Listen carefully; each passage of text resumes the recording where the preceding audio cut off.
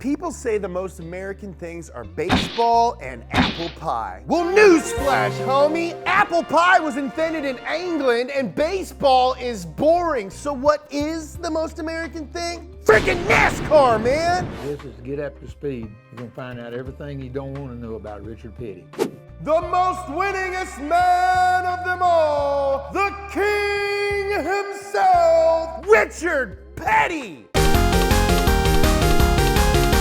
NASCAR is one of America's oldest racing series, and stock cars are America's largest contribution to motorsports worldwide. The sport is undeniably American. We invented ovals so fans could watch an entire race. Over NASCAR's 70-year history, there's one driver who stands tall above the rest. Even if you've never seen a race, you've seen this guy and you know his name. Richard Petty, aka the King, won the NASCAR Championship 7 times, a feat shared by only 2 other drivers, Dale Earnhardt and Jimmy Johnson. What separates Petty from those guys, though, is his astonishing 200-win record. The next closest driver, David Pearson, has 105. Richard Petty is one of the most respected drivers in the world and was one of the first drivers inducted into the NASCAR Hall of Fame. You cannot talk about racing, let alone stock car racing, without talking about Richard Petty. Richard Petty was born on July 2nd, 1937 in Level Cross, North Kakalaki. His dad was Lee Petty, a dude who really loved racing. Lee's first win came at Heidelberg Raceway in Pittsburgh, and that was just the beginning. In 1959, he drove in the very first Daytona 500. On the last lap, Lee and 2 other drivers crossed the finish line at the same time, with Lee judged as coming in second. But Lee saw it differently. He claimed he was 2 feet in front of the winner and demanded that NASCAR review the footage. It took 3 days, but Lee was finally declared the real winner. Lee won 3 NASCAR championships over his career, earning the Petty family a place in the NASCAR pantheon of greats. If it wasn't clear by now, racing was in Petty's blood, and that included young Richard. Richard had been helping his dad out with the race team, driving parts and cars wherever they needed to go. Kind of like how I make Nolan deliver me a case of sparkling water to my desk whenever I get thirsty, and boy, do I get thirsty. Anyway, Richard was getting a little antsy. He was tired of doing the legwork and wanted to get behind the wheel. Lee said okay, but Richard would have to promise to wait until he was 21. Then they would see. Because he wasn't yet racing, the young Richard had time to cruise around town in his 56 Dodge that he'd lowered and strapped on some big wheels and tires. Under the hood rumbled a 57 Oldsmobile engine with 3 carburetors, and that fed into an exhaust with no muffler. This guy was doing muffler deletes before the term muffler delete was a thing. These big old cars used to come with bench seats. Good for smooching, not good for driving. So Richard tore that bench out and dropped in a bucket seat, but he never got around to setting up one for the passenger. Not exactly the best configuration for a young eligible bachelor. This was when he met the love of his life, Linda Owens. She fell quickly for the tall, charming Petty, and the 2 were married in 1958. When Richard turned 21 in 1958, his dad gave him one of his cars from the previous season, a 1957 Oldsmobile Convertible. Side note, at that time, NASCAR had 2 top-tier divisions, one for hardtops and one for convertibles. Also, these cars were pretty much stock, hence the name stock cars. They got tuned up and modified to perform better on primitive dirt ovals, but for the most part, the cars you saw racing at the fairgrounds were the same ones that you could buy at the dealership. What wins on Sunday sells on Monday. You ever heard that before? Have ya? Huh? Richard and his brother Maurice got the Oldsmobile race ready and drove it out to Columbia, South Carolina for a race. That weekend, Richard finished 6th and earned a prize of 200 bones. Little did the crowd and the competition know, but young Richard Petty from Level Cross had just begun his journey to NASCAR Super stardom. From then on, Petty raced with the now iconic number 43. But with so many numbers to choose from, how could he possibly choose that one? There has to be some legendary story explaining why. Well, the 43 number comes after the 42, okay? The 42 number was my father's number. You know, he started with a 42. I think he picked it off of a license plate or something and just said, okay, that's the number. And I came along and I used the 43, so We just got stuck on the 40 numbers. The next year, Richard was racing a lot more, entering 21 races. Late in the season, Richard and Maurice, his brother, remember, were at the shop, fixing up one of their dad's Plymouth Fury race cars. They were about to put on a new coat of paint when Maurice discovered, there wasn't enough white to cover the whole car. Hold on, I got an idea. Ping. Richard found a can of navy blue paint, and the bros mixed the two together, then sprayed it on the car. When it dried, they couldn't believe what a majestic hue they had created. It was as blue as the sky and as bright as their future, a future so bright, he always wears shades. Well, I hope Dad likes it. Lee did like it, and he liked it so much that Petty Enterprises trademarked the color. Petty Blue was here to stay and would be on every Petty car forever. Richard finished 4th in the convertible division that season and 15th in the Grand National Championship, 14 places behind his dad. I know how that feels. My dad would make me sit at least 14 rows behind him whenever he had me on the weekend and we went to a movie. Lee won his 3rd and final championship that year. Richard had a lot of catching up to do. 2 years later, in 1961, both Lee and Richard were entered in the Daytona 500. During the first 40-lap qualification race, Richard's car got tangled up with the Pontiac of Junior Johnson. Junior Johnson? I've said it before and I'll say it again. Race car drivers have the best names. Richard and Junior Johnson hit each other, which sent Richard over the outside guardrail and into the parking lot. He was lucky, only getting a small cut and a twisted ankle. He went back to the pit to recover. Then Lee went out for his second qualifier. On the 37th lap, Lee got into a wreck of his own, flying off the track over the turn 4 guardrail. Track officials rushed Lee to the hospital, which was good because that meant he was still alive. Lee swung in and out of consciousness, but he held on, surviving his unbelievable crash. After spending 4 months in the hospital, Lee Petty decided that would be his last year behind the wheel and hung up his racing gloves. Lee was done, but he didn't want the Petty name to stop racing. Petty Enterprises would continue on, this time with Richard and Maurice in control. In 1964, Plymouth had a new engine for the boys to play with. The 426 Hemi's hemispherical combustion chamber made for super efficient burning of fuel, which meant more power! The 426 was also really big, measuring 7 liters. When Plymouth handed out the Hemis to their NASCAR teams, they explicitly informed them not to test them at full bore. The Hemi was so much more powerful that the other manufacturers would immediately know that something was up. Plymouth told them, if you must go full throttle, do it only in a race. The reason for the secrecy was that technically the 426 Hemi wasn't a production engine, so technically it wasn't race legal. But hey, in the world of NASCAR, technically buys a lot of leeway, and Plymouth figured they could get away with it. And they were right. The Petty team arrived to the Daytona 500 with the monstrous mill under the hood of Richard's Plymouth. The green flag dropped and the race was underway, but not long after, the Hemi-powered cars started coming into the pits. Ruh-roh, what the heck is going on? Would Petty be next? It turned out that the Hemis were sucking so much air that trash was starting to block the intakes on some of the cars. Lucky for Richard, he wasn't afflicted, and he cruised to the front of the pack. A few hundred miles later, Richard took the checkered flag, marking the first of his 7 Daytona 500 wins.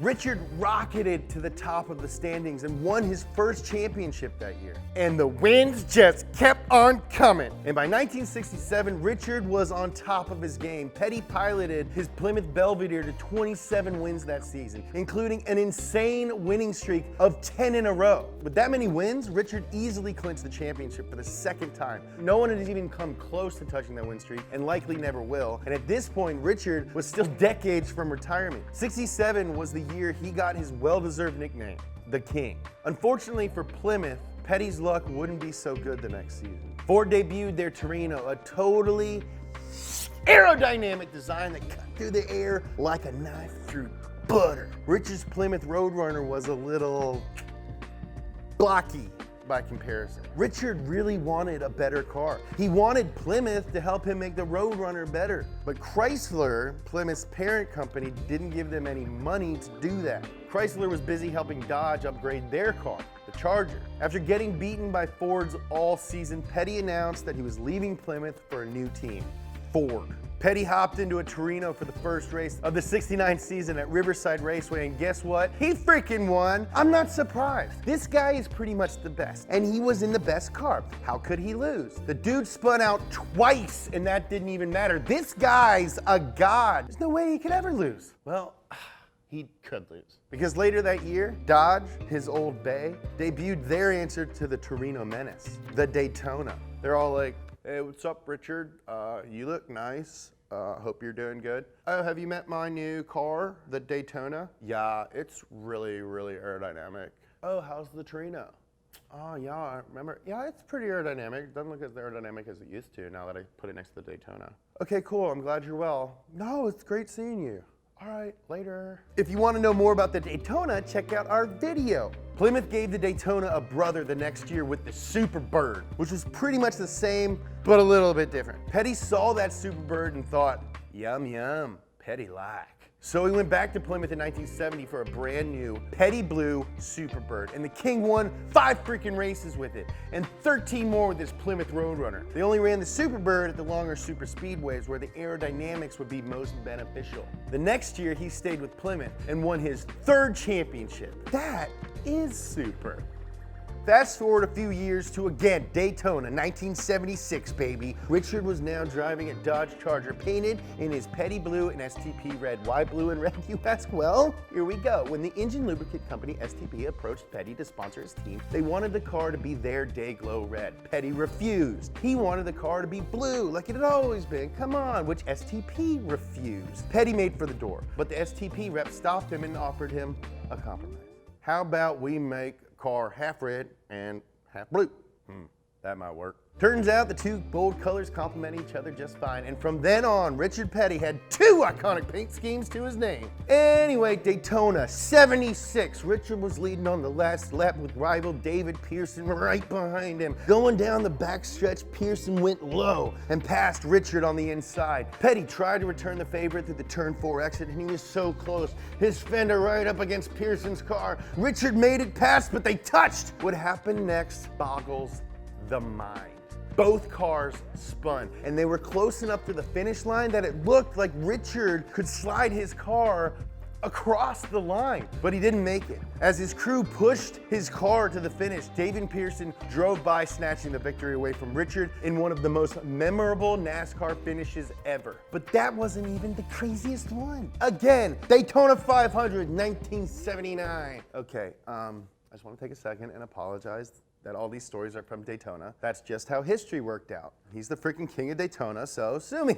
Okay. Richard was running in 3rd place, far behind the leaders, Donnie Allison and Cale Yarborough. On the last lap, down the back straight, Yarborough tried to pass Allison on the inside, but Allison blocked him. The cars made contact and excruciatingly hit one another 3 more times before hitting the wall at turn 3. Both cars slid down to the infield and came to a stop. It was then Richard's race to win. Darrell Waltrip went way down to the curtain in the final turn, but Petty held his line and crossed the finish, winning his 6th Daytona 500. What happens next shocked the world. Both Donnie Allison and Cale Yarborough got out of their cars and just started wailing on each other. This was the first fully televised Daytona 500 on live TV, and 2 drivers were just duking it out like me and my brother Lars at the reading of my Meemaw's will. For so many people, this was their first exposure to the sport of stock car racing, and they freaking loved it. The 1979 Daytona 500 was a pivotal moment in the history of NASCAR for that very reason. It was the perfect first race for the people around the world. Number 43 kept racing and winning through the early 80s, and he entered the 1984 Firecracker 400 with a career 199 wins. The race was heated and close. In lap 158 of 160, Richard Petty and Cale Yarborough hurtled through turn 1 at the Daytona International Speedway.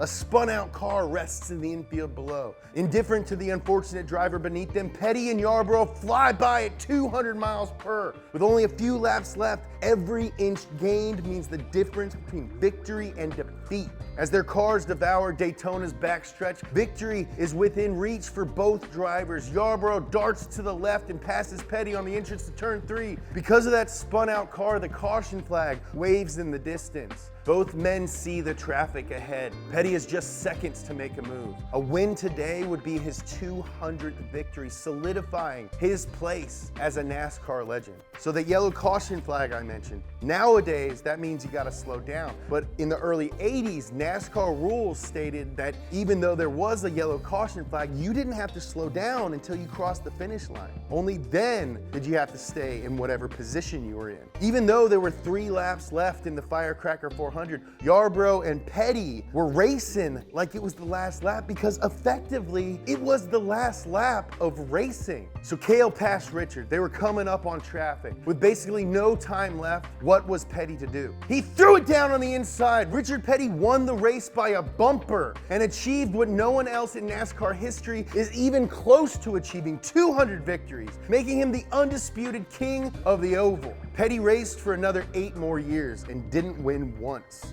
He was a driver through and through. Richard Petty's last race was in 1992, and coincidentally, it was the future champ Jeff Gordon's first race. Richard stepped down to run the Petty team and has since opened up a shop to work on road cars and restore vintage NASCARs. But the number 43 still adorns a Petty blue car that hurtles around the tracks in the NASCAR Cup Series today. It's piloted by my closest friend, Bubba Wallace. James, stop telling people we're friends. Hi Bubba, miss you buddy. Not only is the number 43 being driven by a young, ambitious, very talented driver, but Bubba is the first African-American driver in 45 years to attempt to run the full Cup Series schedule. A historic champions team making history again. Is there anything you want to say to NASCAR? Bye.